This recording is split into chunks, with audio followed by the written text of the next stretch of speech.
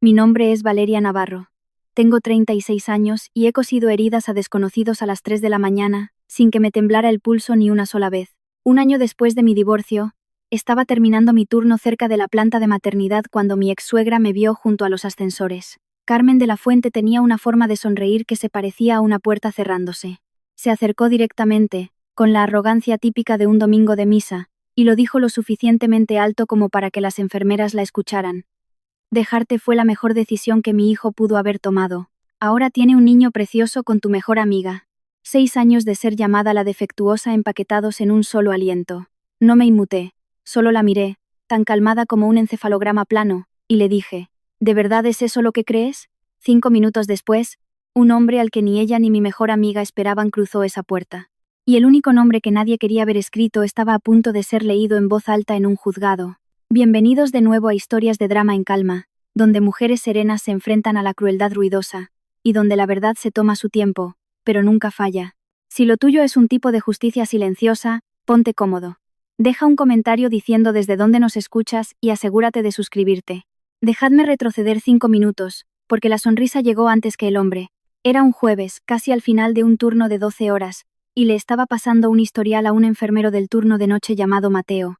El ala de maternidad estaba a un pasillo de distancia del servicio de urgencias donde yo trabajaba, y la había cruzado 100 veces sin pensar. Carmen estaba allí de visita. Por supuesto que sí. Paula había dado a luz 3 semanas antes, y media provincia, especialmente el círculo de los de la Fuente, había estado desfilando por allí con globos y túpers de croquetas y pisto. Yo lo sabía. Me había preparado para ello. Para lo que no estaba preparada, era para que Carmen se plantara en mi camino como si llevara toda la tarde esperándome. Me miró de arriba abajo, observando mi pijama de hospital y mis ojos cansados, y levantó la barbilla. Fue entonces cuando soltó su discurso sobre su hijo, su nieto y mi mejor amiga. Mateo se quedó inmóvil a mi lado. Una auxiliar que pasaba por allí redujo el paso, y sentí que mi pulgar buscaba el fino reloj de oro en mi muñeca, el que había pertenecido a mi abuela, y presionaba contra el cristal de la forma en que lo hacía desde que era niña, esperando a que pasara algo que aún no podía cambiar. No levanté la voz. Hacía mucho tiempo que había aprendido que la persona más ruidosa en una habitación rara vez es la que tiene la verdad. ¿De verdad es eso lo que crees? Le pregunté de nuevo, más suave esta vez. Carmen parpadeó, descolocada por mi calma. Había esperado lágrimas, rabia o al menos un estremecimiento. No consiguió nada de eso. Y en algún lugar de ese pasillo, unas puertas automáticas se abrieron con un siseo, aunque todavía no me giré para mirar. No sabía quién venía, pero sabía lo que yo ya había puesto en marcha. Aquí hay algo que debéis saber sobre mí antes de que el resto tenga sentido. Crecí en un pueblo agrícola en el sur de Andalucía, el tipo de lugar donde los asuntos de cada uno son el evangelio de todos. Mi madre limpiaba casas. Mi padre condujo un tractor hasta que la espalda no le dio para más. Trabajé en 2 sitios a la vez para pagarme la carrera y en otros 2 durante la residencia médica, y aprendí a mantener la cabeza gacha y dejar que mi trabajo hablara por mí. Esa fue toda mi filosofía durante la mayor parte de mi vida. Haz un buen trabajo en silencio y la verdad se arreglará sola. La gente verá quién eres realmente. Creía en eso de la misma manera que algunas personas creen en la suerte. Me hizo buena en un box de urgencias, donde no tienes tiempo para el pánico y no tienes que dar explicaciones. Simplemente arreglas lo que tienes delante y pasas al siguiente. El olor de aquel lugar, ese olor a algodón limpio y antiséptico que se adhiere a todo en un hospital, solía tranquilizarme en el segundo en que entraba. Significaba que estaba en un lugar donde era buena, en un lugar donde nadie, jamás, me había llamado rota. Podía dirigir una reanimación, colocar un hombro dislocado, o hablar con un niño asustado mientras le daba puntos, todo sin que mis pulsaciones subieran. Pero ese mismo instinto, el que me hacía firme bajo presión, tenía un lado oscuro. Cargaba con las cosas sola. No pedía ayuda. Y cuando la gente empezó a contar una historia sobre mí que no era cierta, hice la peor cosa posible que puede hacer una mujer callada. Confié en que mantener el silencio sería suficiente. El hospital era el único lugar que quedaba donde nadie se atrevía a llamarme vacía. El resto de mi vida por aquel entonces era una historia muy distinta. Me casé con Marcos de la Fuente cuando tenía 28 años. Era encantador de una manera que hacía que los desconocidos se sintieran elegidos. Recordaba los nombres. Estrechaba la mano como si de verdad le importaras. Media comarca habría puesto la mano en el fuego por él, y durante los primeros años, yo también lo habría hecho. Queríamos tener hijos. Lo intentamos durante mucho tiempo, y no pasó nada. Y ese no pasar nada se sentó en nuestra casa como una tercera persona a la mesa. Después de unos 2 años, hice lo que haría cualquier médico. Sugerí que ambos nos hiciéramos pruebas. Unos simples análisis de sangre, un chequeo básico. El tipo de cosas que ordenaba para mis pacientes todo el tiempo. Marcos se negó. Al principio se rió, luego se puso a la defensiva. Dijo que los hombres de su familia no tenían esos problemas. Lo envolvió en un pequeño discurso sobre la fe, sobre cómo debíamos dejarlo en manos de Dios y la Virgen. Insistí una vez. Insistí 2 veces. Y luego, lo dejé pasar. Porque no puedes arrastrar a un hombre adulto a una clínica, y porque yo todavía creía que el silencio era un tipo de paciencia. Fui y me hice las pruebas sola. Mis resultados volvieron completamente normales. Recuerdo estar sentada en mi coche en el aparcamiento de la clínica, leyendo el papel, aliviada y confundida al mismo tiempo. Si no era yo, entonces ¿qué era? No tenía una respuesta. No podía forzar una. Y cuanto más tiempo pasaba sin ella, más fácil le resultaba a la gente de mi entorno escribir la suya propia. Para entonces, Marcos ya había empezado a decir cosas en voz baja, primero a su madre, que tal vez el problema era yo, que tal vez yo simplemente no podía. Yo aún no sabía lo lejos que puede viajar una mentira silenciosa cuando la persona adecuada decide llevarla. Carmen de la Fuente dirigía la junta de la parroquia y la cofradía del pueblo como un general dirige una campaña. Había enterrado a su marido joven y había criado a Marcos sola, y en algún punto de esos años difíciles decidió que su hijo era la prueba de que no había fracasado. Él era perfecto porque tenía que serlo.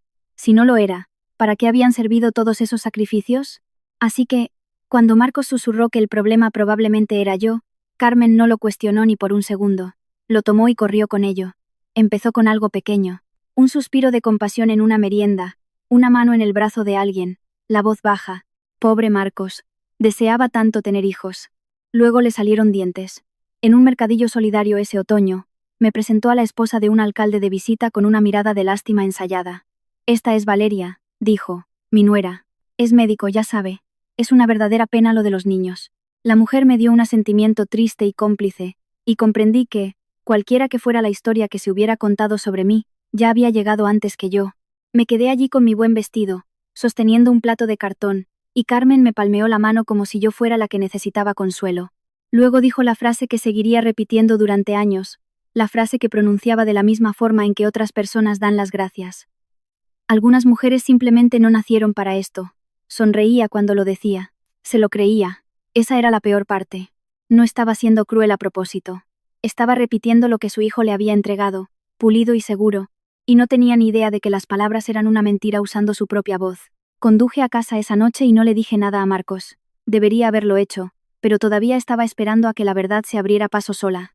Paula Ortega había sido mi mejor amiga desde que teníamos 15 años. Nos conocimos en una clase de química en el instituto, y nos mantuvimos unidas a pesar de todo lo que vino después. Mi mudanza para ir a la universidad, su serie de trabajos que nunca terminaban de cuajar, 2 provincias diferentes y una docena de años. Ella fue a la que llamé cuando murió mi padre. Estuvo a mi lado en mi boda con un vestido verde y lloró durante mis votos. Así que cuando los cotilleos del pueblo empezaron a afectarme, Paula fue en quien me apoyé. Venía a casa con vino y me dejaba desahogarme, y siempre sabía qué decir. O eso pensaba yo. Mirando hacia atrás, cada consuelo que me ofrecía tenía un anzuelo. Tienes tanto éxito, Valeria. A lo mejor ese simplemente no es tu camino. Marcos te adora. No dejes que su madre se te meta en la cabeza. No necesitas un bebé para estar completa. Palabras amables, todas ellas, pero siempre aterrizaban en el mismo moretón. Siempre me recordaban aquello de lo que supuestamente carecía. Entonces no me di cuenta de la frecuencia con la que sus ojos se desviaban hacia Marcos al otro lado del salón, o de cómo había empezado a saber cosas de su horario que yo no le había contado. Estaba demasiado ocupada estando agradecida por tener a una persona que no parecía juzgarme. Se sentaba en mi sofá, en mi propio salón, y me decía que yo merecía algo mejor, y yo asentía, sin pensar ni una sola vez que a lo que se refería era a que ella merecía mi vida. Las personas como Paula no toman lo que es tuyo de golpe. Lo toman prestado pieza por pieza, hasta que un día levantas la vista y ha desaparecido, y ellas están instaladas en ello como si siempre hubieran estado destinadas a estar ahí. Confiaba en ella por completo. Ese fue el segundo error que no sabía que estaba cometiendo. Marcos me pidió el divorcio un martes. Volví a casa de un turno para encontrar un sobre marrón en la encimera de la cocina y su lado del armario medio vacío. Ni siquiera esperó a decírmelo él mismo. Para el fin de semana, se había mudado al piso de Paula al otro lado de la ciudad, y la historia ya había sido escrita por mí. La versión que circulaba por el pueblo era limpia y cruel. Valeria era fría. Valeria estaba casada con su trabajo. Valeria no podía darle hijos, y un hombre quiere formar una familia, ¿verdad? Carmen se aseguró de que todos en la iglesia lo escucharan. Paula, mi Paula, no dijo nada para corregirlo. Las dos personas que me conocían desde hacía más tiempo dejaron que me convirtiera en una historia con moraleja, y yo no luché contra ello, porque luchar se sentía como darles la razón. No publiqué ni una palabra en internet. No llamé a una sola persona para defenderme. Fui a trabajar a la mañana siguiente. Le escayolé el brazo roto a un adolescente, le dije que se pondría bien, y así fue. Y esa se sintió como la única cosa real que hice en toda la semana. Si alguna vez te has tragado una mentira sobre ti mismo solo para mantener la paz, para mantener a una familia, una amistad, o una reputación que te llevó años construir, entonces sabes exactamente a qué sabe eso, sabe a sangre que no se te permite escupir. Quedaos conmigo aquí, porque aquí es donde empecé a entender algo. La paz que estaba guardando con tanto cuidado ni siquiera me pertenecía. Pertenecía a las personas que mentían sobre mí, ellos eran los que necesitaban que me quedara callada. Comenta verdad si alguna vez has estado ahí, y sigue escuchando porque el silencio no duró mucho más. Quiero contaros sobre el día en que la junta de un hospital me enseñó que vale la pena hacer ruido por algunas cosas. La historia dejó de tratarse solo de mi matrimonio el día que cruzó las puertas de mi hospital. Llevaba años en la lista para ser la jefa de urgencias. Había creado los protocolos de trauma con los que ahora funcionaba la mitad de la provincia. El puesto era prácticamente mío, y todo el mundo lo sabía. Entonces los susurros encontraron al comité de dirección. No la verdad. No había ninguna verdad que encontrar, solo la forma de ella. La vida personal de la doctora Navarro es inestable. Hay dudas sobre su juicio. ¿Se han enterado del divorcio? ¿De lo que dice la familia de su marido? Un miembro de la junta, un hombre que jugaba al pádel con el tío de Marcos, empezó a hacer preguntas incisivas sobre mi capacidad para liderar bajo estrés. Como si no hubiera pasado una década manteniendo la calma mientras la gente se desangraba en mi camilla. Cuando se anunció el puesto, fue para alguien con la mitad de mis horas de vuelo y ninguno de mis protocolos. Me dijeron que era una candidata fuerte. Me dijeron que había sido una decisión difícil. No me dijeron la verdadera razón, pero yo había crecido en un pueblo pequeño. Conocía el sonido de un veredicto disfrazado de cumplido. Esa fue la noche en que algo cambió dentro de mí. Una mentira sobre mi cuerpo me había costado mi matrimonio, y lo había permitido porque pensaba que soportarlo era lo decente. Pero ahora la misma mentira estaba llegando al único lugar que nunca había dejado que nadie tocara. Mi trabajo, mi nombre, aquello por lo que había sudado sangre. Me senté en mi coche en el aparcamiento del hospital, de la misma manera en que me había sentado años antes leyendo mis resultados médicos normales, y me di cuenta de que el silencio del que me sentía tan orgullosa tenía un precio, y que alguien más había estado acumulando la cuenta en secreto. Una enfermera de mi confianza me dio el nombre de una abogada llamada Rosario Méndez, aunque todos la llamaban Charo. El despacho de Charo estaba encima de una ferretería en el centro, y ella tenía las gafas de lectura subidas sobre el pelo gris, y una manera de mirarte como si ya fuera 3 jugadas por delante. Le conté todo. El matrimonio, los chismes en la iglesia, la junta médica, el puesto que había perdido. Escuchó sin interrumpir, algo que los abogados rara vez hacen, y cuando terminé, dejó el bolígrafo sobre la mesa. Lo que describes podría ser difamación, dijo, quizás un delito contra el honor, pero no te mentiré, es difícil, lo expuso con claridad. Para ganar, tendríamos que demostrar 3 cosas: que se había hecho una afirmación falsa específica, que se había difundido a otras personas, y que me había causado un daño real y medible. La parte del daño la tienes, dijo. Un ascenso perdido es un número, un salario es un número. Esa es la parte fácil. Yo me quedé sentada dando vueltas al reloj de mi abuela en mi muñeca. ¿Y la parte de que es falso? Charo me miró por encima de sus gafas. Esa es la parte por la que tienes que estar dispuesta a pelear en público. Dirán que la afirmación es cierta. Dirán que realmente no podías tener hijos. Para ganar, tendrías que estar lista para demostrar que no fuiste tú. Sentí un nudo en el estómago, porque, por supuesto, yo no podía demostrar eso. Mis resultados eran normales, pero un resultado normal no dice de quién fue la culpa del silencio. Solo dice que no fue mía. Estuve a punto de levantarme e irme.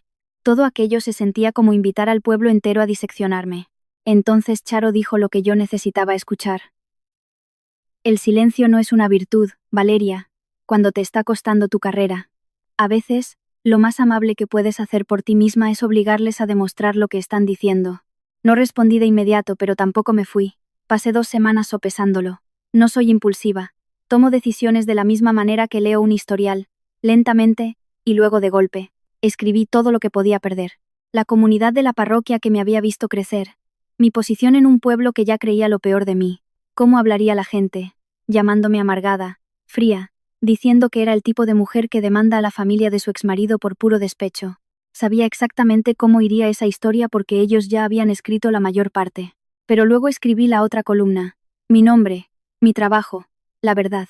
Y el simple hecho de que yo no había hecho nada malo, y estaba siendo castigada por ello de todos modos. Siempre volvía a lo mismo. No hacía esto para herir a Marcos.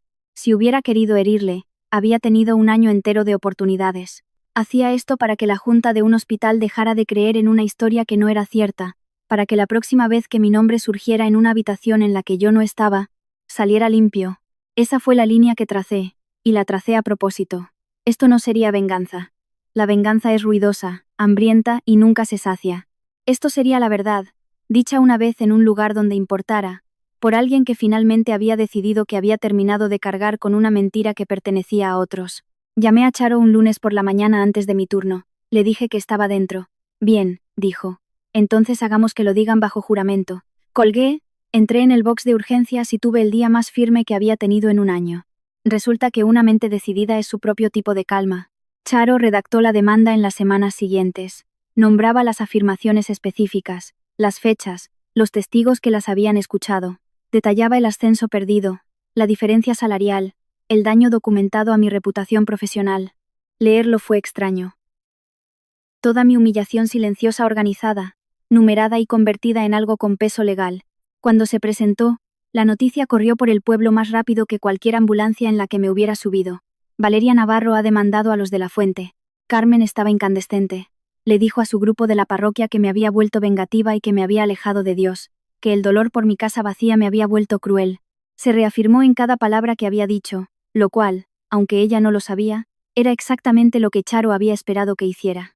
Marcos se mantuvo callado al principio, Paula también, pero empecé a recibir mensajes, algunos crueles, otros curiosos, unos pocos discretamente solidarios de mujeres a las que personas que decían quererlas, también les habían reescrito la reputación. Uno decía, bien por ti, le hicieron lo mismo a mi hermana. No respondí a ninguno, simplemente seguí yendo a trabajar, y dejé que el caso avanzara a la velocidad de la justicia, es decir, muy despacio. Charo me dijo que el siguiente paso era la respuesta de la otra parte. Como el abogado de Marcos decidiera defender las declaraciones daría forma a todo. Tienen dos caminos, dijo. Pueden decir que los comentarios fueron solo una opinión, sentimientos heridos, nada demandable. Ese camino es molesto, pero pueden sobrevivir a él. Tamborileó con el bolígrafo sobre la mesa. O pueden clavar su bandera y decir que las declaraciones eran ciertas. Que tú realmente eras el problema. Ese es el camino que rezo para que tomen. Le pregunté por qué. Sonrió como una mujer que ya sabía la respuesta. Porque entonces tienen que demostrarlo. Y para demostrarlo, tienen que abrir una puerta. Tomaron el segundo camino. Por supuesto que lo hicieron. El abogado de Marcos presentó un escrito de contestación que clavó la bandera exactamente donde Charo esperaba. Su defensa, en lenguaje llano, era que las afirmaciones sobre mí no eran difamación en absoluto porque eran ciertas. Yo realmente había sido la razón por la que el matrimonio no produjo hijos. La culpa, argumentaron sobre el papel, era médica. Y era mía. Cuando Charo llamó para decírmelo, pude escuchar algo parecido al deleite bajo su voz firme. Acaban de decir las palabras mágicas, me dijo. La verdad es una defensa. Pero aquí está lo que no pensaron bien. Dejó una pausa dramática. Para demostrar que la afirmación es cierta, para demostrar que tú eras la estéril, tendrían que poner el historial médico de ambos frente a un juez. Ahora bien, no te venderé humo. Los historiales reproductivos son tan privados como pueden serlo unos registros médicos, y ningún juez los entrega a la ligera. Todavía tendríamos que convencer al juzgado de que es relevante y necesario, pero acaban de argumentar, bajo juramento, que la causa definitivamente eras tú. No pueden hacer esa afirmación y luego negarse a que nadie le eche un vistazo a él. Esa es la grieta. No es una puerta abriéndose de par en par, es una grieta. Puedo trabajar con una grieta. Me senté lentamente a la mesa de mi cocina. ¿Y eso significa? Significa, dijo Charo, que acaban de poner en juego la propia fertilidad de Marcos. Se pasó años escondiéndose detrás de su madre y de ti. Al jurarlo en el juzgado, es posible que nos haya dado la razón para preguntar por fin por él. No prometo nada, pero es la mejor oportunidad que hemos tenido. Durante 6 años, yo había sido aquella cuyo cuerpo estaba a debate en comidas familiares y círculos de la iglesia, y al tratar de hacer eso oficial, al tratar de ganar diciéndolo en voz alta en los tribunales, Los de la fuente habían hecho lo único que ninguno de ellos había estado dispuesto a hacer jamás. Habían abierto la puerta a investigar a Marcos. Pensé en él negándose a hacerse las pruebas todos esos años atrás. Los discursos cortantes. La forma en que el tema siempre se cerraba de golpe cuando se volvía hacia él. Todavía no le dije nada a Charo, pero un hilo que había enterrado hacía mucho tiempo acababa de tensarse, y lo sentí moverse. Esa noche no pude dormir, así que hice lo que hago siempre cuando algo no encaja. Repasé la línea de tiempo en mi cabeza, lenta y cuidadosamente. Como quien lee un historial antiguo buscando lo que se le escapó la primera vez. Y ahí estaba. 7 años atrás. Una mañana al principio del matrimonio en la que Marcos había conducido a una clínica en Madrid, él solo para lo que llamó un chequeo de rutina. Estuvo fuera todo el día. Volvió a casa diferente, callado de una forma que no era propia de él, brusco conmigo por tonterías, y se había servido una copa de coñac antes de cenar, algo que nunca hacía entre semana. Le había preguntado si todo iba bien. Había dicho que el médico era un charlatán, que todo el viaje había sido una pérdida de tiempo, y cambió de tema con tanta brusquedad que dejó huella. Y aquí estaba la parte que me mantenía mirando al techo. Después de ese día, nunca volvió a mencionar la posibilidad de hacerse las pruebas. Ni una sola vez. Antes de Madrid, al menos fingía tomarse la pregunta en serio. Después de aquello, el tema simplemente se cerró. Y en algún momento de ese mismo lapso de semanas, empezaron los primeros susurros sobre mí. En su momento lo había archivado como las malas pulgas de un hombre por haber perdido una tarde. No lo había conectado con nada porque no estaba buscando una mentira. Uno no audita a las personas que ama. Pero ahora, con las palabras de Charo aún resonando en mis oídos, ese día silencioso en Madrid parecía menos un viaje perdido, y más el momento en que se decidió algo. No tenía pruebas, quiero ser clara en eso, tenía un recuerdo y un mal presentimiento, que no son nada en un juzgado, pero fue suficiente para decirle a Charo hacia dónde apuntar. Y a la mañana siguiente, eso es exactamente lo que hice. Charo escuchó mi historia sobre el viaje a Madrid sin apuntar nada, lo que, según había aprendido, significaba que estaba prestando mucha atención. Cuando terminé, se quedó en silencio un momento. Por sí solo, eso no es nada, dijo.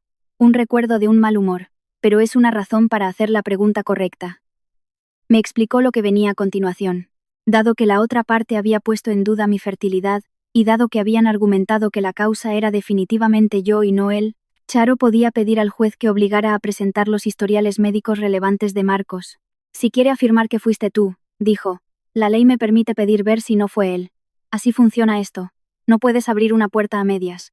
Presentó la petición la semana siguiente. El abogado de Marcos luchó ferozmente contra ella, y comprendí entonces que había tocado algo real, porque nadie lucha tan duro por nada. Argumentaron privacidad. Argumentaron irrelevancia. Argumentaron cualquier cosa que pudiera mantener esa carpeta cerrada. Se programó la vista judicial y tuve que lidiar con la incertidumbre, lo cual para una persona como yo es una tortura especial. Estoy acostumbrada a pedir una prueba y obtener una respuesta. Esto era diferente. Esto era pedirle permiso a un juez siquiera para mirar. Volví a mis turnos, reduje fracturas, leí escáneres, y traté de no pensar en una carpeta que nunca había visto, guardada en el archivo de alguna clínica de Madrid, que podría decirlo todo o no decir nada. Charo me dijo que tuviera paciencia. Los juzgados se mueven despacio a propósito, dijo. Le da tiempo a la verdad a dejar de dar miedo. A mí no me daba miedo la verdad. Nunca me había dado miedo la verdad. Tenía miedo de que encontraran la forma de apartarme de ella. Antes de que el juez se pronunciara sobre la moción, Charo necesitaba que yo firmara una declaración jurada. Una versión bajo juramento de todo. Cada afirmación, cada fecha, cada testigo atestiguado bajo pena de perjurio. Lo puso sobre el escritorio entre nosotras, un fajo grueso con pequeñas pestañas de colores marcando cada lugar donde iba mi firma. Léelo todo, dijo. Luego firma solo lo que sepas que es verdad. Así que lo leí. Cada línea. Las meriendas, la esposa del alcalde, las palabras exactas que Carmen dijo en el mercadillo, esas de que algunas mujeres no nacieron para esto, la reunión de la junta médica, el sueldo que perdí. Leer mis propios años de humillación silenciosa expuestos en párrafos numerados me hizo algo. Hizo que la mentira pareciera tan endeble como realmente era. Cogí el bolígrafo que me tendió Charo y noté el olor de la habitación, no el olor a limpio y antiséptico de mi hospital, mi antiguo escondite, sino a papel, tinta y al polvo de la ferretería de abajo. Durante años ese olor a hospital había significado seguridad, el único lugar donde nadie me llamaba vacía. Ahora estaba aquí, en un lugar completamente diferente, un lugar al que había tenido que salir a la intemperie para llegar, y ya no me estaba escondiendo. Presioné el bolígrafo sobre la línea. El fino reloj de oro se deslizó frío contra mi muñeca mientras escribía, y pensé en mi abuela, que solía decir que la paciencia no es esperar, es saber reconocer el momento adecuado cuando llega. Este era el momento. Mi firma quedó limpia y certera, lo más firme que había firmado en un año. Cuando levanté el bolígrafo, estaba hecho. La demanda estaba verificada. La maquinaria estaba en marcha. Fuera lo que fuese lo que hubiera en esa carpeta en Madrid, la máquina para encontrarlo ya estaba funcionando, y yo era la que la había puesto en marcha. Charo recogió las páginas y las cuadró sobre el escritorio. Ahora esperamos al juez, dijo. Asentí. Por primera vez, la espera no se sentía como impotencia, se sentía como la mecha de un explosivo. La resolución llegó en una tarde gris en medio de un turno tranquilo. Charo llamó y me metí en el cuarto de suministros para contestar, rodeada de gasas y suero fisiológico, con el corazón haciendo lo que nunca hacía en el trabajo. La jueza lo ha concedido, dijo. Con límites, pero lo ha concedido. Me lo explicó con cuidado, como me explicaba todo. Dado que la defensa había afirmado positivamente que la infertilidad era mía, el tribunal determinó que los registros de fertilidad relevantes de Marcos se habían vuelto, en palabras de la jueza, presuntamente descubribles, no automáticamente públicos, no un barra libre. Los registros se presentarían bajo una orden de confidencialidad, serían revisados primero por los abogados y el tribunal, y se utilizarían solo en la medida en que el caso lo requiriera. No es garantía de nada, dijo Charo, siempre prudente. No sabemos qué hay en el expediente. Tal vez no haya nada, pero ya no pueden mantenerlo cerrado. Me quedé de pie en aquel cuarto y dejé escapar un aliento que sentía que llevaba reteniendo 7 años. Al otro lado de la ciudad, según supe más tarde, la noticia aterrizó de forma muy diferente. Se dice que el abogado de Marcos pidió una reunión privada ese mismo día. Carmen llamó 2 veces al despacho de Charo, y se le dijo educadamente que la abogada no podía hablar con ella. Y, por primera vez, las personas que habían pasado años decidiendo qué era cierto sobre mi cuerpo palidecieron al pensar en que un juzgado decidiría qué era cierto sobre el de Marcos. No lo celebré. Quiero que entendáis eso. No mandé mensajes a nadie, no sonreí para mis adentros en el espejo. Terminé mi turno, rellené las historias clínicas de mis pacientes y conduje sola de vuelta a mi piso, pero esa noche dormí de un tirón por primera vez en meses, porque sabía que la carpeta estaba en camino, y sabía que las carpetas, a diferencia de las personas, no saben mentir. La primera señal de que algo iba mal en su lado no vino de Marcos ni de Carmen, vino de Paula. Me envió un mensaje de texto de la nada después de un año de silencio. Por favor, no hagas esto, piensa en el niño. Lo leí 3 veces. No habíamos hablado desde el divorcio, me había quitado a mi marido y mi vida, y ni una sola vez se había puesto en contacto conmigo. Y ahora de repente me rogaba que detuviera una demanda que, sobre el papel, no tenía nada que ver con ella. Esa fue la parte que no encajaba. La demanda era entre yo, Marcos y Carmen. Se trataba de palabras dichas sobre mi cuerpo, sobre un trabajo que perdí. ¿Por qué Paula, que supuestamente lo había ganado todo, estaría asustada por ello? ¿Por qué una mujer que tiene al bebé, al marido y la casa le escribiría a su ex mejor amiga a medianoche pidiéndole que no escarbara más? Las personas que te ruegan que dejes de cavar normalmente saben lo que hay bajo tierra. Había aprendido eso por las malas durante el último año. No le contesté. Simplemente me quedé con la pregunta, dándole vueltas, sintiendo la forma de algo que aún no podía ver. Esto es lo que había descubierto para entonces. Y lo que quiero que escuchéis si alguna vez habéis sido la persona calmada en medio de una tormenta. Las personas que más miedo le tienen a la verdad rara vez son aquellas sobre las que se supone que va a caer. No estaba enfadada con Paula. Sentía curiosidad. Una curiosidad profunda, calada hasta los huesos. Si una historia sobre una mujer callada que encuentra su coraje es de tu estilo, dale a suscribir para que no te pierdas lo que sigue. Y dime en los comentarios dónde te habrías detenido tú, porque yo casi lo hago, 2 veces. Pero el mensaje de Paula no me hizo querer parar. Me hizo querer seguir adelante. Una persona asustada acababa de decirme, sin querer, que había más bajo tierra de lo que yo creía. La carpeta llegó 8 días después. Quiero ser precisa sobre cómo pasó, porque es importante. Yo no la vi primero. No podía y no lo habría hecho. Soy médico y hay historiales que no tengo derecho a tocar. Ni los de mi exmarido, ni los de nadie. Esa es la ley, y es una buena ley. Los registros llegaron a Charo a través del canal adecuado bajo la orden de confidencialidad que había establecido la jueza. Ella los leyó con el abogado de la otra parte presente, tal y como debe funcionar. Luego me llamó y me pidió que fuera a su despacho, algo que nunca había hecho antes. Lo supe antes de sentarme. Tenía esa cara cautelosa que se le pone a la gente cuando está a punto de entregarte algo pesado. Hace 7 años, dijo, Marcos fue a una clínica en Madrid, la que recordabas. Deslizó una sola hoja hacia mí, solo la línea que importaba, el resto censurado bajo el sello judicial. El diagnóstico era una palabra que yo había escrito en historiales médicos 100 veces: azoospermia, ausencia de espermatozoides medibles. A Marcos se le había dicho en lenguaje clínico claro que no podía ser padre biológico de un hijo. Hacía 7 años, la misma semana que volvió a casa de mal humor, cambiado, y cerró discretamente el tema para siempre. El mismo lapso de semanas en el que comenzaron los susurros sobre mí.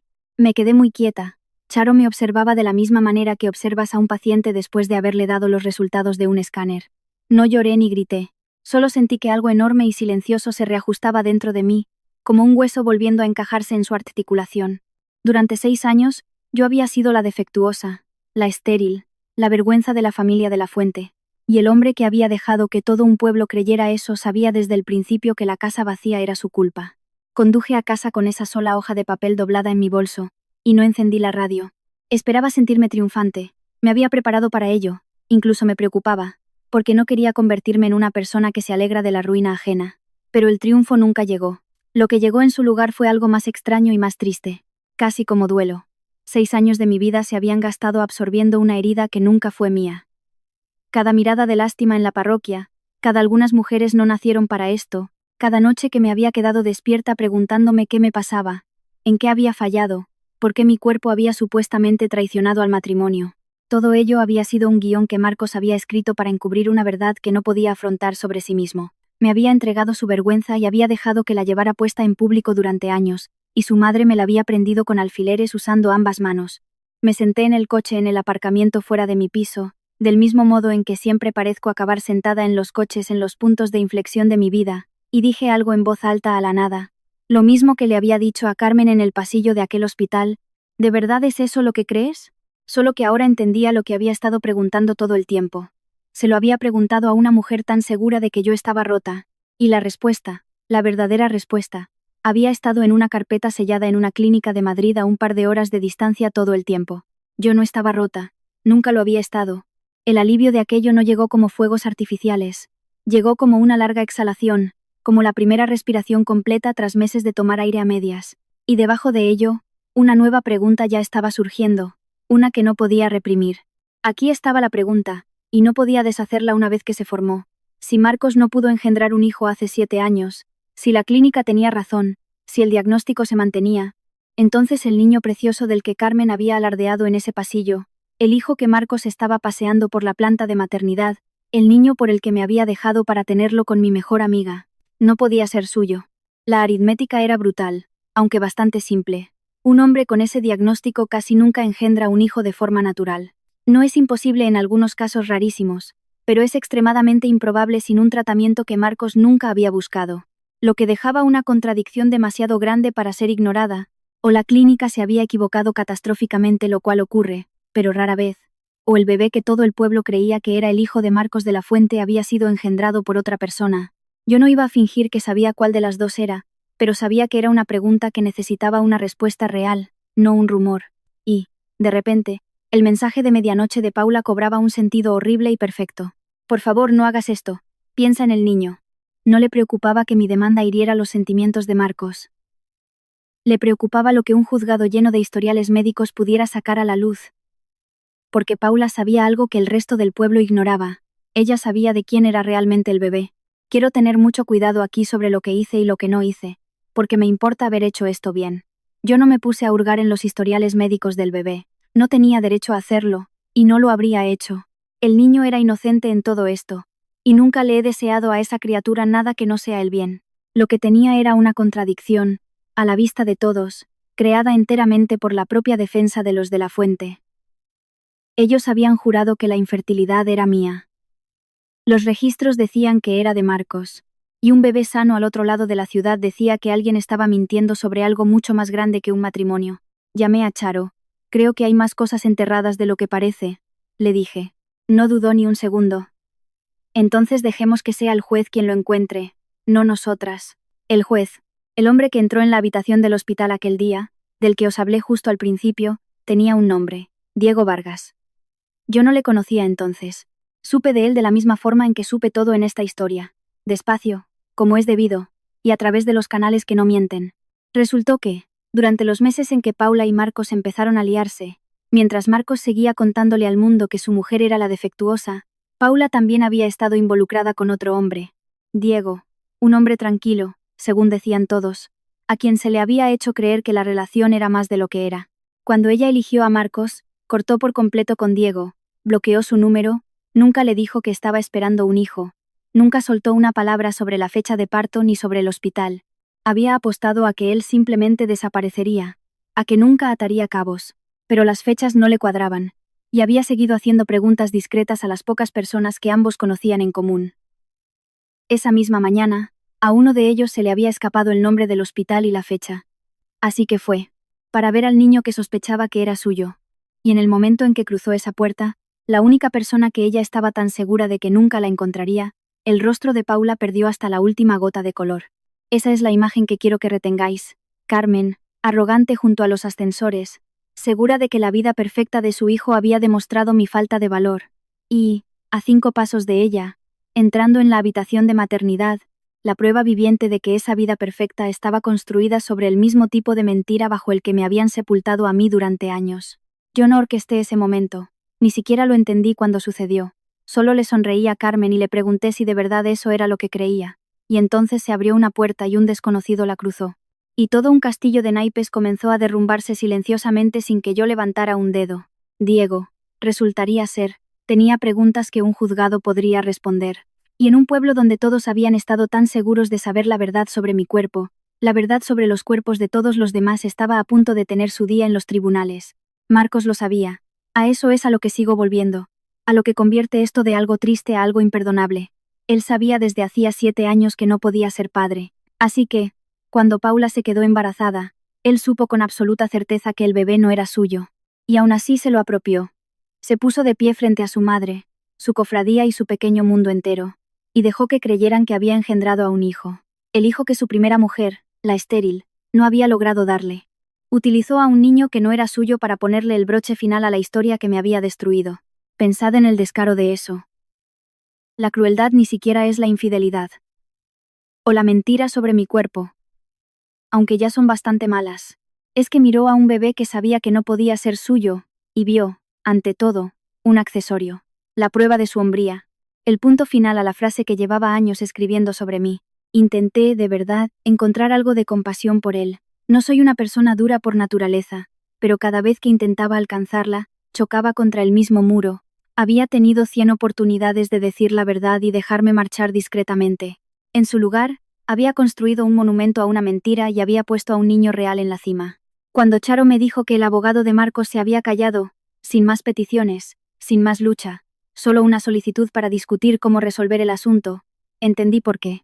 Marcos ya no tenía miedo de perder la demanda. Tenía miedo de lo que la demanda diría en voz alta delante de todos sobre el hijo del que había estado presumiendo. Había pasado 7 años controlando la narrativa, y, por primera vez, la historia estaba a punto de írsele de las manos por completo. Carmen vino a verme antes de la vista oral. Se presentó en mi piso un domingo con su ropa de ir a misa, y casi no le abro la puerta. Cuando lo hice, me pareció más mayor de lo que recordaba, más pequeña. No se disculpó. Quiero ser honesta sobre eso. Porque por un momento pensé que podría hacerlo. Se quedó en el umbral de mi puerta y me pidió, con una voz que tenía una grieta que la atravesaba, que retirara la demanda. No por Marcos, dijo, por la familia, por el bebé, por nuestros apellidos. Y mientras hablaba, vi algo que no había esperado ver. Vi a una mujer a la que su propio hijo le había mentido durante 7 años. Una viuda que había volcado todo lo que tenía en un solo niño y había construido toda su identidad alrededor de la certeza de que él era intachable. Ella no había difundido aquellas palabras crueles porque fuera el mal encarnado. Las había difundido porque Marcos se las había entregado, pulidas y seguras. Y ella lo había amado demasiado como para dudar nunca de él. Por un instante, de pie en mi propia puerta, sentí pena por ella. Era humana. A ella también la habían utilizado, pero entonces volvió a decirlo. La frase que había llevado consigo durante años, solo que esta vez sonó a súplica en lugar de a sentencia. Algunas mujeres no nacieron para esto, Valeria. ¿Por qué arrastrar a todo el mundo por el barro por culpa de eso? Y comprendí que, incluso ahora, incluso parada al borde de la verdad, prefería proteger la mentira antes que dejarla ir. La compasión no es lo mismo que la rendición. Podía ver su dolor y aún así negarme a cargar con la vergüenza de su hijo ni un solo día más. Carmen, le dije en voz baja, vete a casa. El barro nunca fue mío. Se fue sin decir una palabra más. Cerré la puerta y no me sentí cruel. Me sentí en paz. El abogado de Marcos ofreció un acuerdo extrajudicial, uno discreto. Pagarían una suma, emitirían una rectificación privada ante la junta del hospital y limpiarían mi historial profesional, si yo accedía a sellar todo y no volver a hablar del tema. Charo puso la oferta sobre su escritorio y me observó. Es un buen trato sobre el papel, dijo. Recuperarías tu nombre. La junta escucharía la verdad. Podrías irte con todo lo que viniste a buscar. No se equivocaba. Era, numéricamente, una victoria. Todo lo que había dicho que quería. Mi reputación restaurada. El puesto en juego otra vez. Y lo único que tenía que hacer era permitir que la verdad se susurrara en una habitación cerrada y luego se guardara bajo llave en un cajón para siempre, mientras Carmen seguía soltando su frase en la parroquia, y Marcos seguía presumiendo de un hijo que no era suyo, y la historia de la doctora rota seguía viva a medias en los rincones del pueblo a los que las retractaciones privadas nunca llegan. Lo pensé durante mucho tiempo. Luego le dije a Charo que no por despecho. Quiero ser clara porque la diferencia es importante. No me negué porque quisiera ver arder a Marcos. Me negué porque una verdad en privado era solo una versión más silenciosa de la misma mentira. Durante 6 años lo habían dicho sobre mí en voz alta en la iglesia y en las comidas donde todo el mundo podía oírlo. La corrección tenía que vivir en el mismo lugar. Ni un susurro, ni un cajón cerrado con llave. La verdad dicha una vez, donde importara. Frente a las mismas personas que habían creído la mentira, no voy a susurrar una disculpa por una herida que él me hizo, le dije a Charo. Lo diré una vez, donde cuenta, y luego habré terminado de cargar con ello. Charo tapó su bolígrafo y sonrió. Entonces nos vemos en el juzgado, dijo. Ponte algo con lo que puedas respirar bien. La vista oral se celebró en los juzgados de la capital de provincia en una mañana fría y luminosa. Esperaba estar nerviosa.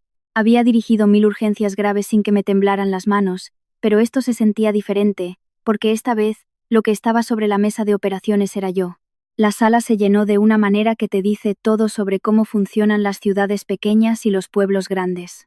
2 miembros de la junta del hospital, allí para ver en qué se habían equivocado. Varias mujeres del grupo de la parroquia de Carmen, las mismas que habían asentido a su lástima durante años, la propia Carmen, rígida en la segunda fila, Marcos junto a su abogado, pálido y sudando dentro de un traje que ya no le quedaba bien, y Paula cerca del fondo, manteniéndose muy quieta, con un hombre de aspecto tranquilo llamado Diego sentado 2 filas detrás de ella, cuya presencia Paula podía sentir sin necesidad de girarse. Me senté en la mesa con Charo y sentí como toda la arquitectura de los últimos 7 años se reunía en una sola habitación. Durante 6 años, estas personas habían sido el público de mi humillación. Habían visto cómo a una mujer se le ponía una marca con hierro candente en silencio, y no habían dicho nada, o peor aún, lo habían repetido. Ahora iban a ser el público de otra cosa. Esa era la parte en la que yo había insistido, la parte que Charo había entendido. La mentira había sido pública. La verdad también tenía que serlo, frente a los mismos ojos, o nunca desharía realmente lo que se había hecho. No estaba allí para gritar. Había decidido eso semanas atrás. Estaba allí para dejar que la verdad se pusiera de pie bajo la luz y fuera tenida en cuenta, con testigos, constando en acta, en el único tipo de habitación donde decir algo falso bajo juramento tiene un precio. La jueza tomó asiento. La sala se quedó en silencio, y sentí el reloj de mi abuela, frío y certero contra mi muñeca, marcando el momento que había esperado durante 7 años. Charo no levantó la voz ni una sola vez. Eso es lo que más recuerdo. Construyó el caso de la misma manera que construyes un diagnóstico médico. Un hallazgo a la vez, con calma y sin prisas, hasta que la conclusión fue la única que quedó en pie. Estableció las afirmaciones, las fechas, los testigos. Las propias palabras de Carmen repetidas en las meriendas y reuniones de la iglesia, que algunas mujeres simplemente no nacían para esto. Estableció el daño, el ascenso perdido, el salario, el daño documentado a mi buen nombre. Luego abordó la propia afirmación de la defensa, que las declaraciones eran ciertas, que la infertilidad era mía, y le pidió a la jueza que considerara los historiales médicos que la propia defensa había forzado a introducir en el caso al hacer ese mismo argumento. Bajo la orden de confidencialidad, solo se leyó la línea necesaria. Hace 7 años, Marcos de la Fuente había sido diagnosticado en una clínica de Madrid con una afección que hacía que engendrar un hijo biológico fuera médicamente imposible. La temperatura de la sala cambió.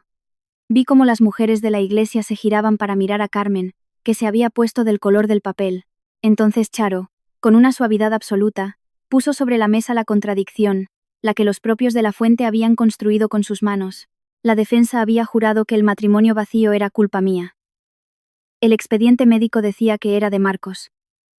Y sin embargo, existía, según la ruidosa versión de la familia, un niño varón.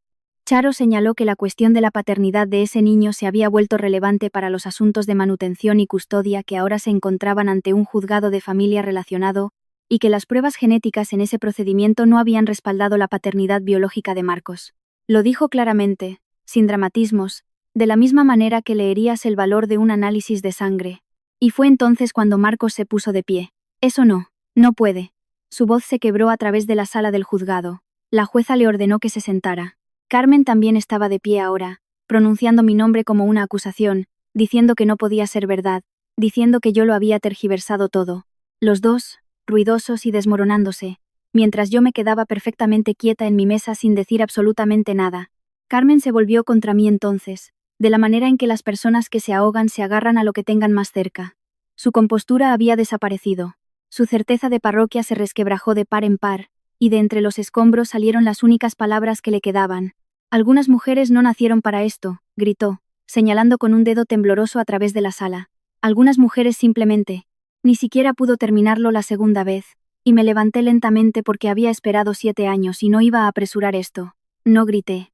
Mantuve mi voz plana y clara, la voz que uso cuando tengo que decirle a una familia algo doloroso pero cierto, el tipo de voz que es más calmada de lo que una habitación puede soportar. Tienes razón, Carmen, dije. Toda la sala se quedó en silencio. Tienes toda la razón. Alguien en este matrimonio nunca nació para tener hijos. Dejé que eso calara. Miré a Marcos, luego de vuelta a su madre. El expediente médico solo había llevado su nombre. En algún lugar del fondo de mi mente, sonaba una marcha nupcial, la de mi boda, la que Carmen había elegido, la que había flotado por aquella iglesia el día que me casé y entré en todo esto. Significaba una cosa entonces. Significaba exactamente lo contrario ahora. La mano de Carmen cayó. Marcos tenía la cara entre las manos. Y las mujeres del círculo de la iglesia, las que habían asentido ante mi ruina durante años, estaban sentadas allí mientras la verdad finalmente se posaba sobre ellas, reordenando todo lo que creían saber. Yo no había venido mal de fábrica. Nunca lo había estado. El hombre que había dejado que todo un pueblo creyera lo contrario estaba sentado a 2 metros de distancia, cayéndose a pedazos, mientras la mujer calmada a la que había llamado Rota se mantenía firme sobre sus propios pies. Lo había dicho una vez, en voz alta, donde importaba, y ya estaba por fin soltando mi carga. Lo que siguió no fue dramático de la manera en que podríais imaginar. No hubo un concurso de gritos, nadie fue arrastrado fuera. Fue más silencioso que eso, y de alguna manera peor para los de la fuente por ello. Marcos no volvió a negarlo. No podía. Se sentó con la cabeza gacha mientras su propio abogado pedía un receso, y cuando la jueza lo concedió, no se levantó. Simplemente se quedó allí, encorvado en su traje que le quedaba grande, un hombre viendo cómo 7 años de contar la historia cuidadosamente se derrumbaban en una sola mañana. Las mujeres de la parroquia recogieron sus abrigos y sus bolsos y salieron en fila con la mirada gacha. Y supe que para esa noche, la verdadera historia estaría moviéndose por el pueblo tan rápido como lo había hecho la mentira. Carmen la siguió, más pequeña de lo que la había visto nunca, ya no era el general de ninguna campaña. Y Paula. Paula se había escabullido durante el receso, pero no sin que antes Diego se levantara de su asiento, 2 filas más atrás, y saliera por la misma puerta, siguiéndola de cerca. La cuestión de ese bebé ahora se dirigía a algún lugar donde por fin podría responderse honestamente. Me quedé sentada en la mesa y dejé que todo se vaciara a mi alrededor. Charo me puso una mano en el hombro. Has hecho eso sin levantar la voz, dijo. Llevo 30 años en esto. Te sorprendería lo raro que es eso. Las cosas medibles llegaron en las semanas siguientes, como siempre hacen. La posición de Marcos en el pueblo, aquello que había protegido a mi costa durante años, simplemente se evaporó. No puedes huir de un juzgado en un lugar tan pequeño. Se marchó unos meses después, se mudó al norte de España, a algún lugar donde nadie conociera la historia todavía. Había pasado 7 años asegurándose de que todo el mundo creyera una mentira sobre mí. Al final, la verdad no necesitó que yo le persiguiera. Solo necesitó decirse una vez, en la habitación correcta. La junta del hospital no montó un espectáculo, lo cual me pareció bien. Unas semanas después de la vista, el director médico pidió verme. Él era uno de los 2 que se habían sentado en esa sala del juzgado, y tenía la mirada incómoda de un hombre que había creído en lo incorrecto y lo sabía. Me dijo que el puesto de jefatura de urgencias volvía a estar abierto. Me dijo que habían revisado el asunto y habían concluido que las preocupaciones anteriores sobre mi juicio y estabilidad carecían de fundamento. No llegó a pedir disculpas del todo, pero estuvo cerca. Y de la junta de un hospital, cerca es lo máximo que vas a conseguir. Acepté el trabajo, no porque necesitara ganar una cosa más, sino porque había sido mío, construido con mis propias manos y mis propios años, y no iba a dejar que una mentira me lo arrebatara ni un día más. Mi primera semana dirigiendo el servicio de urgencias, entré al box y respiré ese olor a algodón limpio y antiséptico. El que solía significar seguridad porque era el único lugar donde nadie me llamaba vacía, ahora olía diferente. Olía a un lugar que me había ganado y que había recuperado, no a un lugar donde me estaba escondiendo.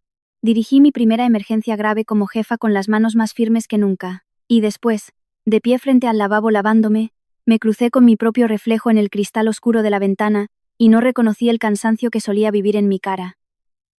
Había desaparecido. Quiero deciros que me sentí reivindicada, y así fue. Pero más que eso, me sentí ligera. Como si hubiera estado cargando un saco de piedras durante 7 años sin saber que el asa estaba justo ahí, y alguien por fin me hubiera enseñado que se me permitía soltarlo. La gente siempre quiere saber qué pasó con todos después, así que dejadme que os lo cuente y luego os dejaré marchar.